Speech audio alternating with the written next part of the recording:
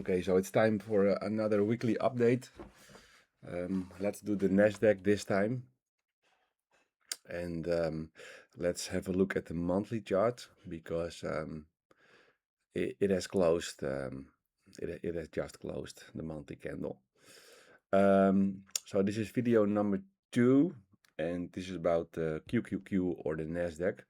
And then after this, I'm going to continue about a video for members about how I allocate my positions and open positions, just an update on them.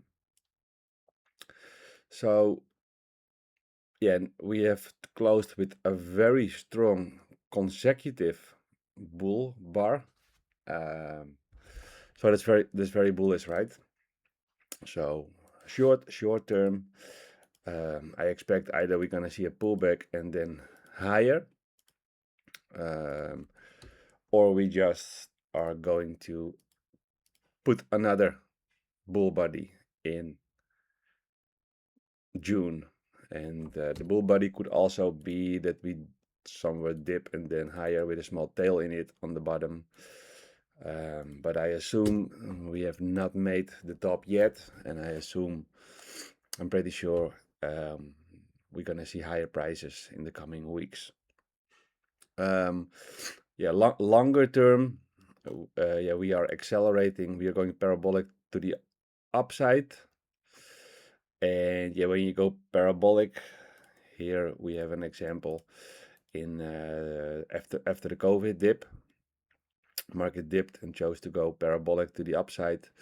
Then if we're gonna see that, then you have some pause here and then an extended slower channel. So suppose we're gonna do that here, then we're gonna do something like this, and then eventually we roll over, because after a climax, that's what the market usually does. And then usually you're gonna erase at least the last leg completely.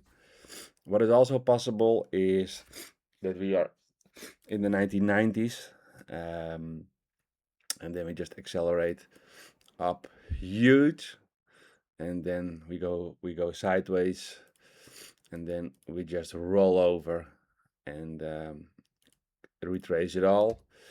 And the most bullish scenario is, and it's still possible, that this acceleration leg is just going to be the early part what we saw in 1998, that we're gonna see a lot more bullishness to the upside before we then eventually roll over and then get back to here. So I don't know which scenario is going to play out. Most bearish is that we are already collapsing up here. It is also possible, it has to do with many things, but if we're gonna see oil shortages later this year, or some less AI spending is not returning what we expect it's going to return. So yeah, I think we have to assess every day and every week to see how this is unfolding.